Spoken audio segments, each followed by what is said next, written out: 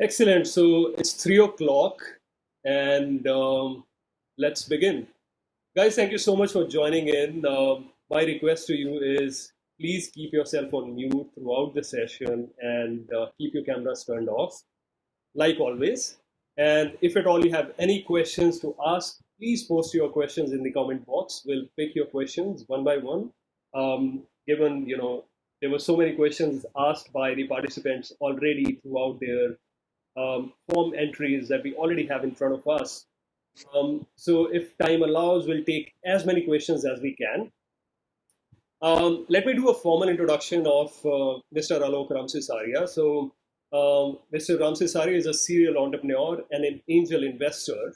He is probably one of the most seasoned and humble entrepreneurs that I've ever met. And he's very active in the business circle of Chandigarh, founder and CEO of Grazitti Interactive. He's also the past president of TIE Chandigarh, one of the founding members, you can say that, and also one of the founding members of Chandigarh Angels Network. And we are really lucky to have his support, his mentorship around us. And I hope and believe this will keep happening. We'll be showered with his blessings and his mentorship in the times to come as well. A very warm welcome to you, sir. Thanks, Vineet. You are too kind. I think just one biographical note. I was born in Chandigarh, and except for college, I was in Chandigarh most of my adult life. And we are working in Delhi and realizing that it's a pretty big hellhole 30 years ago. So a lot of my entrepreneurship had to do with the fact that one couldn't find a good job. You had to make roads at that time. And I think adversity is probably the best training ground for entrepreneurship. I am a firm believer that every challenge is an opportunity. If there's no challenge, if we are in an efficient world, there are no opportunities. Then the larger fish will always swallow. So there's no space for startups to grow. Very well. That being said, it is a very tough time. It's unlike whatever I have seen or folks from my parents' generation have seen. And I hope that my children will ever see. So, and if you want to use adversity as a teacher, there's no better time than this. It's nice to say that at this point. I know a lot of you are in deep trouble. I have lots of members of my family who are struggling as well, who are entrepreneurs and dealing with tough choices. So, but like I said, my belief is that if they were, to reiterate, and this is, I think John Kenneth Galbraith said that also long time back. Challenge creates opportunity.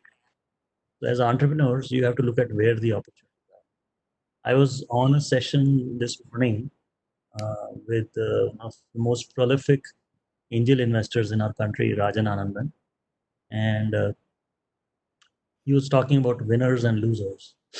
And clearly, this is no longer business as usual. There is no business as usual. These are very turbulent times. So in turbulent times, there will be winners, and the winners will use this opportunity to be even bigger winners. Okay? The winners will be very big, and there will be larger number of losers from existing players. The advantage you have as entrepreneurs is that you can take decisions very quickly, especially if you are a smaller startup. If you do not have to pay obeisance to a legacy, then you can take decisions much faster looking at where the opportunities are. So the biggest opportunity I see is that this is finally the age of the digital native. Yeah. I don't know if you realize that. My company's tagline says marketing for digital natives. Okay. Now, even my dad is, who's 80 years old, is doing everything on the computer. He's attending his club meeting on Zoom. He's, reading the newspaper online. Heck, we even attended a Kirya online. Do you said anything else? Our kids are getting educated online. We are cooking at home, so working at home. This is completely, we are dependent on that pipe coming into our houses and the screen in front of us. Yeah. This got an opportunity. And there are some players who are huge winners. So Byju's, for example, is today a unicorn. And the edtech space, Rajan also mentioned that, edtech healthcare spaces are just exploding because, as Nadella said, we've gotten 2 months, we've gotten 2 years of digital transformation squeezed in 2 months, right? The biggest challenge to telemedicine, and as Can, we are investors in a company called YOLO Health, was in the US at least, there was a legal restriction on doing teleconsultation. Doctors could not, you could use teleconsultation as a secondary advice, but you could not use it as binding medical advice. Yeah. It did not have the legal sanctity of a prescription. He could not prescribe. Now that has been removed as of 4 weeks ago. So everybody, I mean, doctor doesn't want to see you in his office anymore. Absolutely. Okay. Yep. Thank you so much for sharing your thoughts. I'll begin with my set of questions. So, where do you think the humanity is headed with COVID-19? Where are we headed with? So, I'm a firm believer that in the positivity of human nature. If you see all around you, there are so many examples of people stepping up and sharing with the people who are less privileged. Lots of examples every day. I mean, social organizations are stepping up, feeding migrants. Our government, I think, has been just the complexity of the problem has overwhelmed. And sometimes people forget that our government is actually, despite its huge size, grossly understaffed. There are a total of 5,000 IAS officers who run the country. 5,000 total आज के दिन. Wow. For a country of 130 crores, 5,000 लोग हैं. Ratio निकाल के देखो. Right? You add the local governments and everything, not too many. So, and even they are usually not very empowered. So for them to make decisions for the welfare of every affected interest group is very hard. But they've done a decent job. I think you could argue that they could have done much better, clearly, but hindsight is always 2020. Yeah. So I think we should, I would hope, and this is again me hoping, that we should learn the lessons from this time and be a kinder, gentler world. A, because we don't have a choice, and B, the alternative is going back to the dark ages. If it becomes a grab all world, then we are looking at. I think it was Churchill who said, "Never let a good crisis go waste." Right. So if every one of us can, everybody is concerned about the migrant problem, right? There are all these poor folks who've been working in other states and want to go back to the most populous states in the country, UP, Bihar, maybe MP, and Odisha. Odisha has done a great job of their welfare system, right? Our live-in maid comes from Odisha, so she has a pakka house. They were given 3 months of ration before in April by the government, 3 months, and they've been allocated money and it's being dispersed and monitored. They've done a great job, so lots of people will not want to come from. So what will happen? Labor-intensive industries in cities will become expensive or unviable. Sure. What will they do? I mean, wherever they are viable, then over the medium term, not the short term, you would expect those industries to move to UP, Bihar, and there will be a focus on mechanization and automation. For example, in labor-intensive industries like construction in the cities, cost of construction is bound to go up. But one could argue that these are rich cities; they can afford to pay in a relative sense. Yeah. Yeah. Thank you so much. Positive. Yeah. Now that we keep hearing that startups are struggling, especially the early stage startups. So, what are some of the survival tips for them? Okay, so I think the biggest there are two or three things I would say. The first is that you have to be very financially literate, right? What does struggle mean? Okay, so this is no longer the time when a startup comes and says, "Yeah, the founders are going to make a lakh of salary each, and we'll raise that money from an investor, and he better pay us because we deserve so." That is no longer the case. You're back to a startup being what it was. It's a tough struggle. You need to understand what your financial costs are, what your personal survival costs are, and see if you have enough runway to survive. In the short term is the next 3 months, the medium term is end of this year, but really you should plan till end of 2021. I mean, I don't expect that there will be a huge improvement, even if there is a vaccine. The shock that we've been administered is too strong. So lots of people, can you postpone your success by a year and a half? I think you should plan on that. So be financially literate, understand your costs and your survival costs, both personal survival costs, and then cut your cloth according to your size. Sure. So Which it's no essentially longer profit spending raised from money from investors, because investors are also seeing their regular sources of income dry up. Yeah. So typically, angel investors would invest a small part of their corpus, right, or from the return. Let's say somebody has a packet sitting from some exit or some rental or whatever kind of passive income, and one portion of that is invested in startups. If other sources of income dry up, an angel investor is not going to invest in risky startups, especially if the feeling is that the year and a half is sort of the minimum time before we will see recovery, right? And I'm not saying necessarily that recovery across the board. Recovery is going to be. I mean, there's some segments which are doing amazingly well. One of our customers is in the video conferencing space. Their open source solution went from 300,000 users to 17 million users in the space of 2 months. So if you are in one of those segments which is a winner, uh, you know, I would take a risky bet and put it all in. But if you are not, then I would go into complete survival mode. And even then, when I say all in, I would just watch my costs. This is a great time to build a team, for example, especially if your team can survive without cash, because there's a lot of talent available. For every Oyo or Ola letting go of people, they usually were the highest pay masters and they had some of the best teams. And if those people are well compensated and they can, their own personal survival runways are long enough, this is a great time to hire technical co-founders or CTOs. excellent. Out that right. Yeah. Yeah.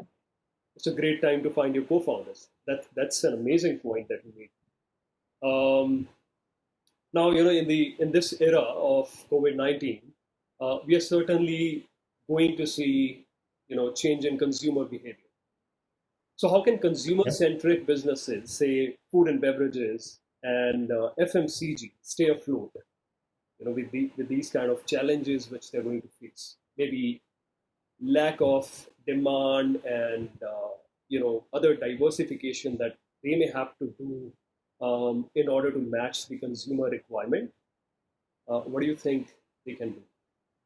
Consumer segmentation, consumer demand is going to be oriented towards the lower end, right? So if I could, earlier I would aspire, let's say if I could afford a Maruti, I would look for a Swift. If I could afford a Swift, I would look for a Honda City. Now it's the other way around. If you can afford a Honda City, you'll say, yes, Swift le lete hain. If you have a Swift, you'll say, boss, Maruti le lete hain, gaadi leni. So just like Apple launching the $400 phone, we should all start thinking about lower cost options where there will be demand. Yeah. From the same segment, which could, instead of spending 1,000 rupees, we will spend 400. And there will be demand in those segments.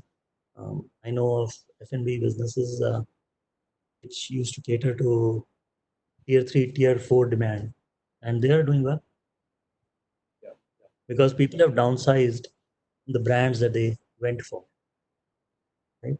If you're a luxury brand like LVMH or something, then you're in trouble, because then the pool that wanted to aspire for those brands has shrunk significantly, hugely shrunk. I mean, only the super rich can afford those luxury brands, which was the case, maybe 30 years ago, right? Before Gucci became a household name, Gucci was a brand for the very rich and not a mass market brand, which is done now. Sure. So I would say look at segments which are where you can make a cost sensitive offering. There will be growth areas. I expect, for example, FMCG white goods demand to pick up in some time. There will be lots of service businesses. The same. So one of the fallouts of this ventilator demand is that suddenly a lot of second-hand ventilators, which had been junked, were serviced and back in operation, Hmm. right? Just because there is demand. Yep. So there will be, for service businesses looking at manufacturing, I think there will be demand for that. People will try and stretch their rupee longer, and they will look for solutions to help them stretch that rupee longer. Similar for food, if people are going to eat at home, they might look at cheaper options, maybe like a combination of delivery to home with some kind of self-help packages. It's okay. Here is, let's say cake in a box. You mix the ingredients into yourself. I don't know. I'm not really very strong on the consumer side, but this is just what I see as a consumer. Sure, sure. Thank you so much. Since you mentioned about preparing for next 6 months to almost 2 years time, does it also apply on the kind of cash flows, same in the terms of runway that a startup must have for the instinct of survival? Do you think the cash flows of 6 months to 24 months is good enough for them to look at? The runway of 6 months to 24 months. No company can survive with 24 months of zero cash. Okay, no company worth its salt with expenses, right? Unless you are significantly venture funded. Yeah. So when you say 24 months of runway, you mean that you align your expenses and your income and revisit that not on a quarterly basis. It's on a weekly, daily basis. Right? हर खर्चा करने से पहले देखो मेरा runway कम हो रहा है ज़्यादा हो रहा है. But if you plan for the worst case of, it's not that it will not start improving. So all we are saying is that look at your financials very carefully, project them out. This is a problem that most people don't do. People in their head have a projection. They will not project their finances out in for any length of time. And since they cannot project their finances out, sometimes a single small event will be the straw that broke the camel's back. It only happens because you don't know what was the weight that your camel could carry. If you know upfront, you will make sure all your decisions will follow that path. Yeah. So runway, think about it. Lots of businesses were started by people in their spare time, right? They would have a job and work on something on weekends, on evenings. If your startup needs that, maybe if you can find a job, very early stage, build it on the side. All I'm saying is that look at your numbers. Make sure you very understand. Companies shut down because they run out of cash, not because they run out of energy or ideas, right? So you have to understand the velocity of cash in your business very. Great one. Excellent. Does making short or long-term pivots in the business model help entrepreneurs? We have heard questions like, I'm running a travel tech business, a travel booking business. Now, since EdTech is on a rise, should I venture into EdTech under the same company? Or should I wrap it up and should I wrap up my existing venture and get into EdTech? We got questions like these. So, which is why I thought like asking you, does making small and big pivots make sense? I would think so. I think you have to decide every week. It's decision making has to happen in real time, especially if cash is at risk. If you're not deciding on things and you're not working to identify drivers. You should be looking to pivot every other day. I don't think you should wait for the long-term pivot. There is no time. I mean, uh, travel tech, we know, even if travel revives, which it may, right? It's not going to revive the SARS. Think about it. You're traveling abroad. You're going to do 14 days of quarantine when you land there and 14 days of quarantine when you come back, right? That's 28 days. Why will you ever travel? Only if you're going there for college or to migrate, which means that business, leisure travel is going to be, unless we can get rid of the fear, it's not going to start again. At tech, this is the age of the digital native. Everybody's working from home.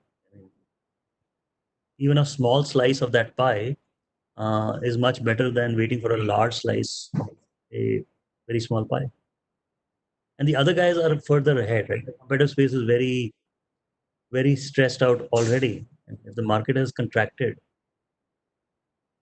I would pivot right away.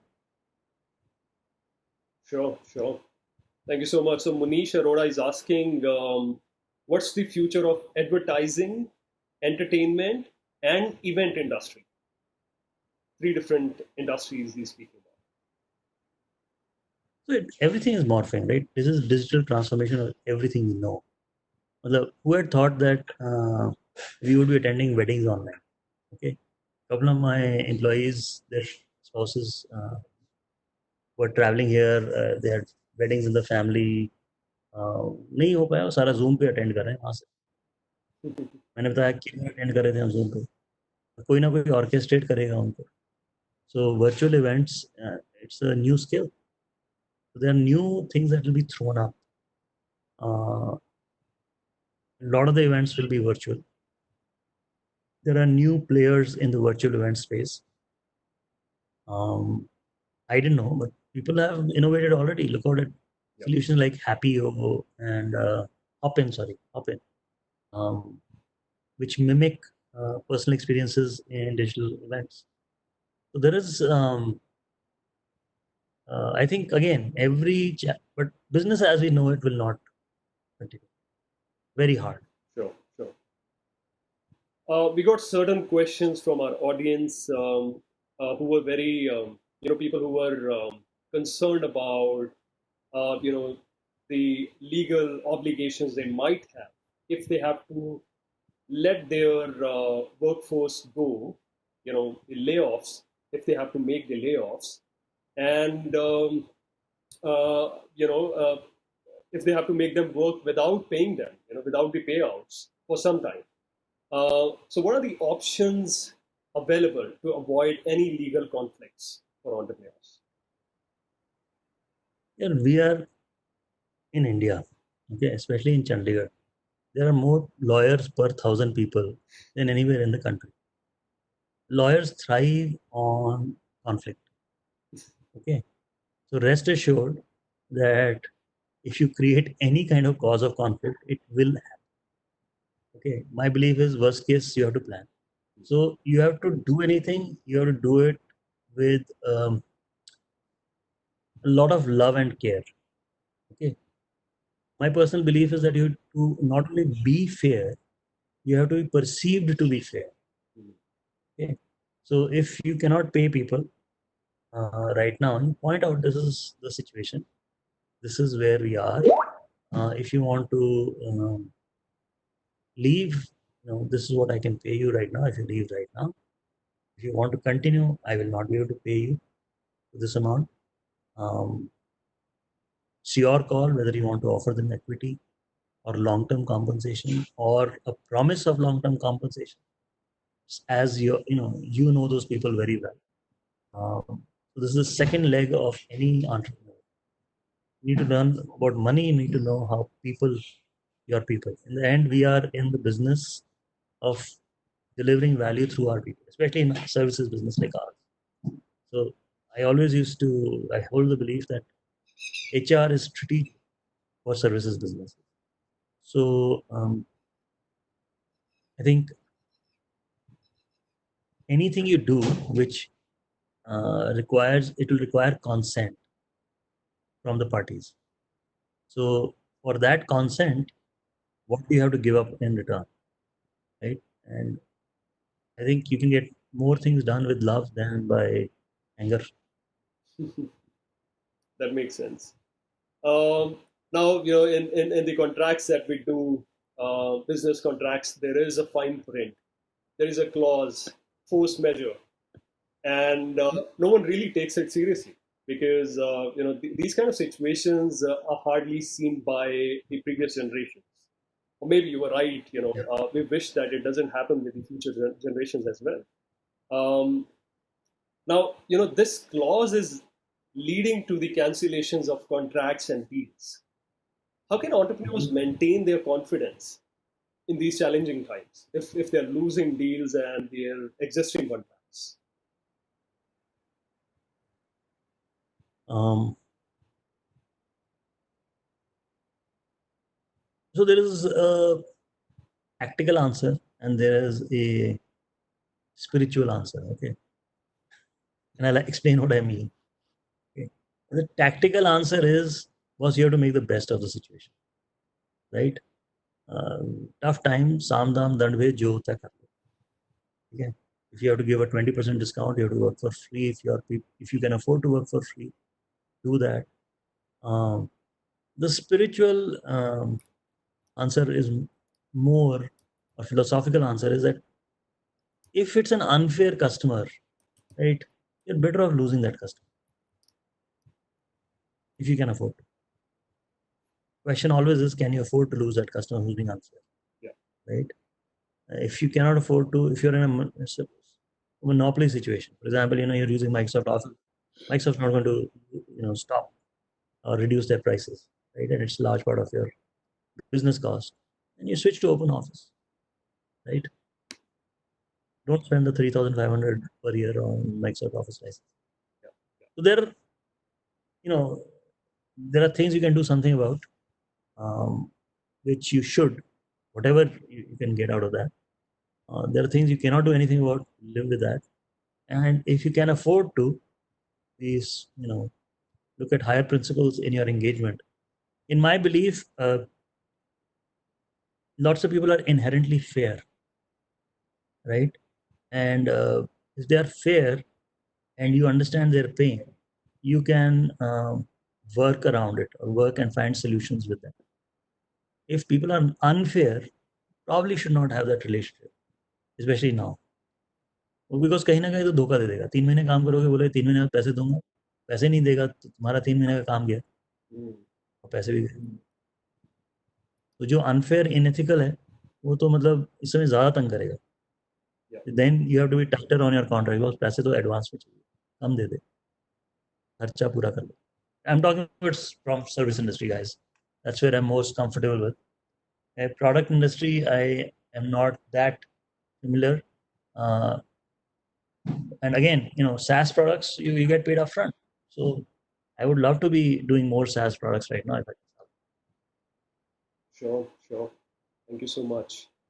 Now that we are seeing some sort of relief from the government, and they are letting the entrepreneurs resume their office operations with certain conditions. Of course, there are workplace operational requirements for employees, and there is a risk for employers for operating, in operating during the corona times. Their employees may contract the disease. How can these be addressed? What are the what is the most rational way to go about operating your business from office, say, in step-by-step approach, if at all? I think it varies and you have to assess. Okay. In our case, we have chosen to continue as far as possible to work from home. The only people who are back in office are people like IT needs to ensure, and they were going to office even during the lockdown with permission from the authorities, right? Make sure the backend infrastructure, servers were all up and running. But anybody who can afford to stay at home, please do that. If you have to be in an office, I think the norms are fairly well understood in terms of distancing and cleanliness, sanitization, but they're also onerous in terms of additional costs. Okay, so you will need to invest in, let's say, sanitization, cleaning equipment and supplies, and a bunch of different stuff. So, is it worth that additional cost? Again, there is, for example, if you're a hardware startup and you need to sit in the office together to brainstorm, you need to, or work on tooling together. You need to do that. If you're manufacturing, you will need to go there. And there are slightly tough norms that the government has established, and they're risky norms. But I would say and this is again me personally speaking, try 100% compliance. Because the biggest challenge in our country is that we are so used to taking shortcuts. First we take a shortcut, then we blame the inspector, right? So we should not take shortcuts as far as possible. If it is not feasible to, you can ask for special permissions within the space. Yeah. Makes sense. Now, because you come from, digital marketing background, your company's doing massive work in digital marketing consulting, if I may mention that term. What are some of these street smart business development and sales strategies for startups in general in this era?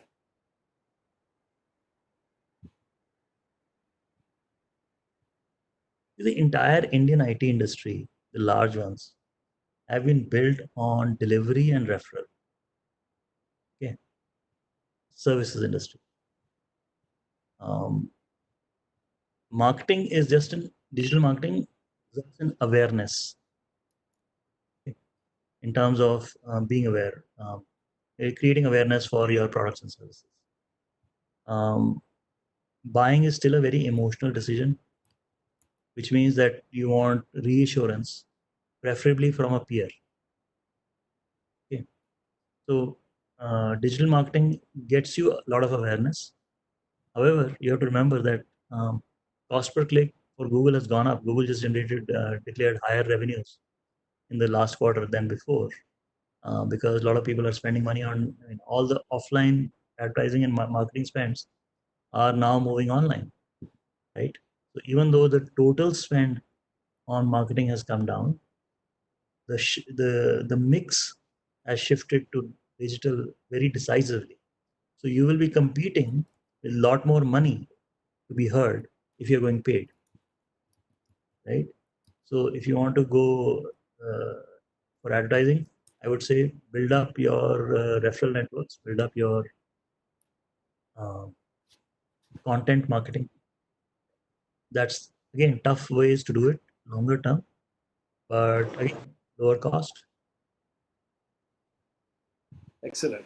Because if you're paying your weight for getting leads, right, you're paying more and converting less.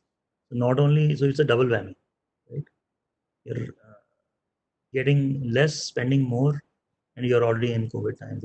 So why put all of your money? Why pay Google? You need to pay yourself first. Sure. Great answer. And as an angel investor, are you bullish on any specific industries at the moment? I think edtech and telehealth, these are the two industries that are going to do amazingly well. There's also cybersecurity, I think, which is going to be, Cognizant just paid probably a few $1 million in ransomware. Okay. They probably would have spent 1/10 of that if they'd strengthened their internal security system. Okay, so everybody's going to be spending much, much more on cybersecurity. That's a good opportunity. Sure. And there are others. Let me just not, I am not, I understand one specific small little niche and we try and work in that space. But there also we have lots of competitors, and this is, Indians by nature are smart people. Okay? If somebody is doing well, it's very easy for other people to look at that and say, hey, I should be doing this as well. Yeah. So it gets crowded very soon. But I think demand is going to far outstrip supply in edtech, health tech, and cybersecurity. Sure, sure.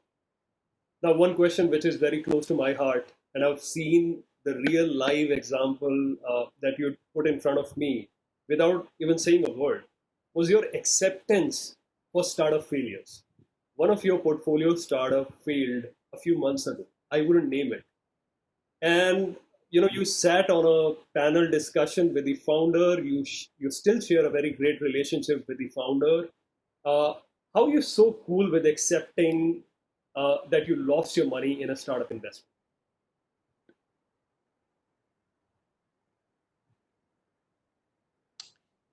Um, I can only cause myself more damage if I get stressed about something, right? I think the entrepreneur was honest. He kept us in good communication, and he tried his best.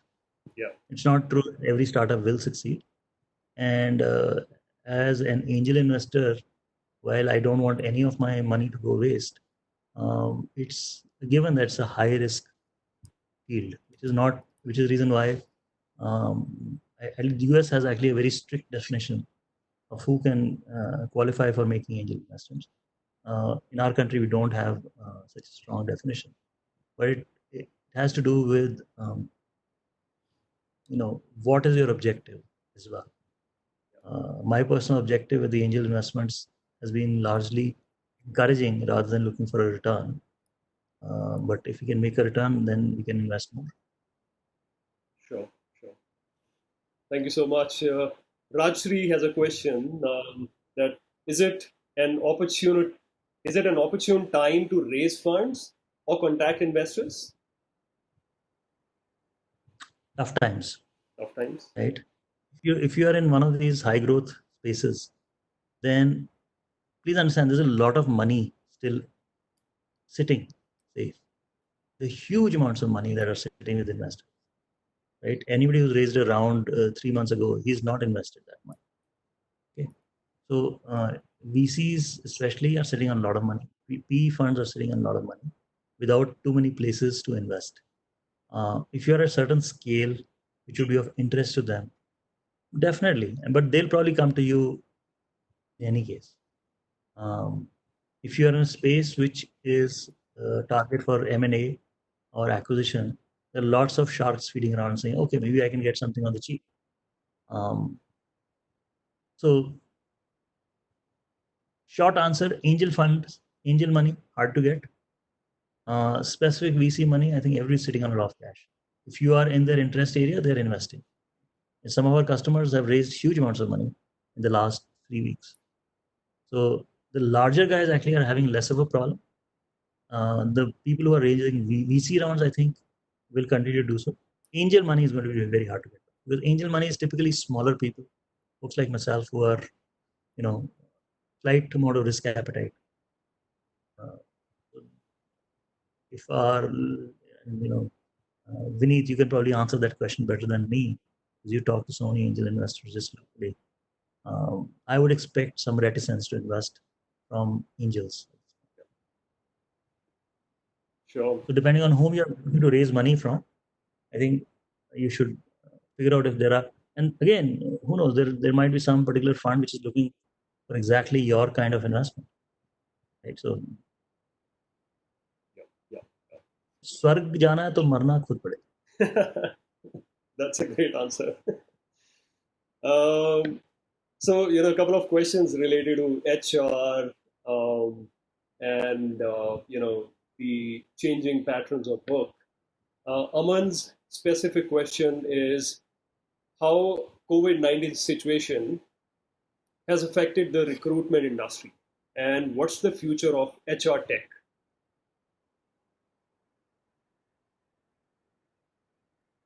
So I can answer from our personal experience. We still are hiring for some very specific customer mandated roles as a service industry. Okay. But overall demand for professionals, IT professionals, I know is down significantly. If you look at Naukri, I think publishes some numbers, state of recruitment in the country, and they were looking at -15, -20, -40%, depending on the job. So why would somebody invest in HR tech? This is a good time to build up HR tech. Once we are past this stage, then there will be a boom in recruitment. Right? Industries which are winners will look to hire people, and they will look to keep their costs low to recruit. So they would, to my mind, but again, you have to last the downturn of 2 years. Don't look for customers in this 1.5 2 years. So this you could take that as generic advice for any tech which is servicing B2B, right? Because I don't think people are going to invest in new technology unless you can demonstrate that, okay, I'm going to get rid of 2 HR people for you at a cost which is less than the cost of one HR employee, right? Or your HR, you don't need to scale your HR. A very clear, demonstrable ROI will be the reason why somebody will buy during these times. If you don't have demonstrable ROI, it's a nice to have, or if it says, no, we are doing AI in HR tech, I'm going to look at it skeptically and say, okay, why don't you, do a risk-based reward program? If you save me so much money, I'll pay you 10%. Sure, sure. Right? Now, his follow-on question is, he's not a technical guy, and how can he go about creating a product? Because when he took that chance of working with somebody, a software developer, he cheated him. Mm-hmm. So how can he do a fresh start by not being skeptical about how things might take a turn in future? I think there is no foolproof way of identifying a good partner or co-founder. But I would say this is a good time to find a co-founder. Right? You should look at co-founders. And I think if you look around, you'll find best practices about looking for a co-founder. These are great times to be looking for those people, because a lot of good tech people are either they've been laid off, or might be frustrated, or might be, hey, I have enough cash, let me figure out my next gig. And if you have a business idea that you are willing to commit yourself to, I'm sure you'll find a good tech co-founder who can provide you the remaining the technical background to help you build that. So you will need to sort of interview, if you will, your CTO, and need to do a lot of them. But this is probably the best time to do that, because there is a lot of talent available. Excellent. Now, a question from Mr. Paramjeet Singh Sidhu. He's asking, will hourly and part-time concepts that we see in abroad will be a new norm in India as well? Will the workforce be working on hourly basis? Can we see that?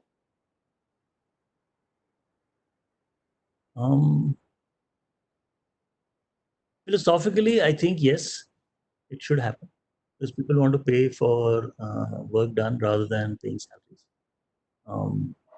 But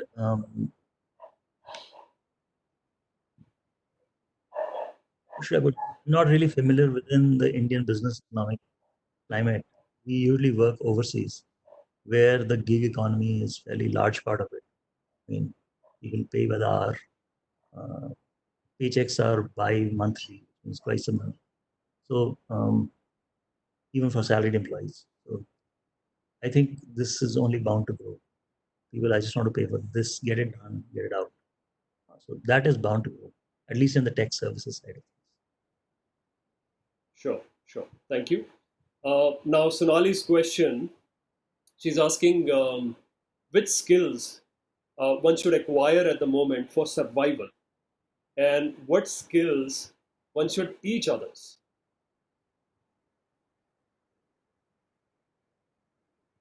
That's a tough one. uh, so I don't really know your background, Sonali. So I think every person has to look. There's a Tom Sawyer definition of work. Okay? The Tom Sawyer, if you read the Adventures of Huckleberry Finn a long time back, Tom Sawyer, there's a favorite story called Painting the Fence. And, Tom was given the task of painting the fence by his mom. And he was trying to figure out how the hell can I get this? So he went outside and he stood around and said, maybe I can. A friend of his came by and he started behaving like an artist and painted one brush stroke, the second brush stroke. The guy got interested. He says, okay, can I paint the fence? And Tom said, no, you need to give me the half apple that you're eating. And then I'll let you paint 2 posts. So it's about turning a challenge into an opportunity. And in your particular situation, what the moral of the story was that work is what you're paid to do, and play is what you enjoy doing. Wow. So if you can figure out what you enjoy doing, then I would invest in those areas. You'll figure out a way to make money, right? And I think if you're attending this, you're smart enough to figure out where there is money. So in areas of interest, I would prefer to learn more in area that I'm interested in. The good part today is that learning does not mean investing, years and years. You can sort of, like in terms of learning stuff, it's almost like a tapas bar. You can try out some tidbit, do a small course on Udemy before you decide to do a longer course on, Coursera or somewhere else. And all of it is available either free or the only investment is your time. So I would go with your interests and figure out what you find interesting, convert that into your vocation. Sure. Thank you so much. What do you think about mental health startups? Do you see a bright future for them? Not a space I'm familiar with, so I'm not sure I can comment on it. So I think it has something to do with remote consulting, remote physiotherapy sessions, not physiotherapy, actually, remote, you can say, psychological therapy sessions. And if you're going through mental health challenges, you could probably go on a phone call or a video call with an expert. I can share our experience. Yeah. So we used to get a yoga instructor into office. Okay. And we had some amount of attendance in office, people who would attend yoga in office. So with COVID, we asked this guy to offer yoga online, and we have about 4 to 6 sessions a week. About the same number of people show up, right? That were showing up in office, which is not too many, right? So if you're going to, what I'm trying to say is that the driver for that demand is not clear. I mean, we pushed for it from we felt that this is an important thing for anybody who works in our office to have access. So we also provide a lot of more other incentives for people to be healthier. We also have a counselor who used to come into office every month, and people would sign up, and the counselor has now started offering remote consultation as well. He also is seeing the same amount of number of people who are looking for his services. So from my personal, very limited experience, right, I haven't seen an upsurge in demand of health and fitness or mental health services in this set of people who work for us. Now, you can argue that that's not a representative sample. You have to look at your addressable market, see what is the demand, and since the only place it's going to be available online, it should have you're just migrating demand from offline to online. That's bound to happen in COVID era. Is it effective? I don't know. Because see, there is a lot of personal dynamics in the conversation, which is hard to capture on a video. Yeah. So you might need to figure out, there are certain nuances that you might figure out that you need to enable in the online interaction, and that would be your secret. Sure, sure. Thank you. Now, Soham's question is, do you see any opportunity, any growing opportunity for organic food business? I think it's bound to grow. The only everything that was doing well before COVID, you have to evaluate both the headwinds and the tailwinds. Okay, so headwinds, tailwinds क्या है कि everybody's saying, boss, we need a cleaner environment, we need to live better lifestyles, we are cooking at home. I don't want to deal not just the contamination from COVID, but why should I deal with pesticides in my food, right? Everybody's become much more health conscious. So given that medical help is not available, people want to be healthier, so they know that, hey, I need to get better food. A lot of people are growing their own food. Now that becomes a headwind, right? अपने आप अगर आप धीरे धीरे आपकी घर में, especially the large rich buyers who had the wherewithal to purchase organic food earlier, if they are growing their own food, that creates a headwind for you. The larger market of people who were ready to experiment with organic food because they felt they had to do better and they don't have the luxury of a large house or a terrace that they can grow some stuff at home. Excuse me.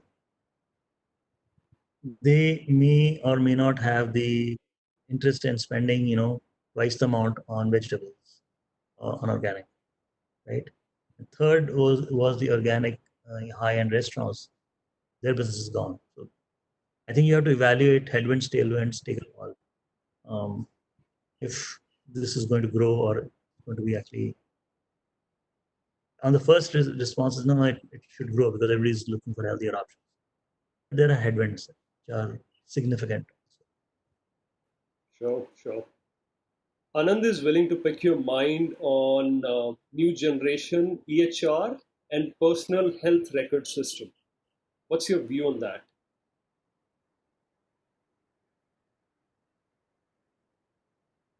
So again, depends on what audience you're looking at.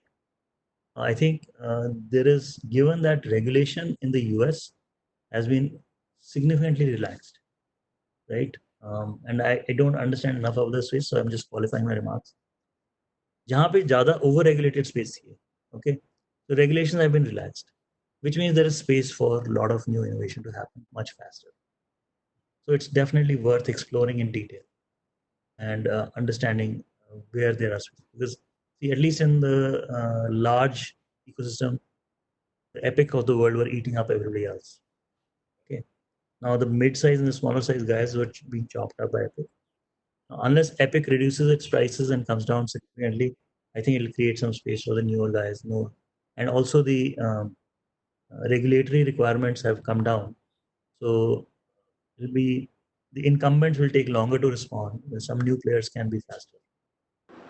समुद्र मंथन है, जहर भी निकलेगा, अमृत भी निकलेगा. That's a good one. Thank you so much, sir. How can entrepreneurs get in touch with you for any follow-on discussions or picking your brains on whatever inputs they are seeking? I would love to if I get time. I mean, that's the reason why I suggested this weekend. Yeah.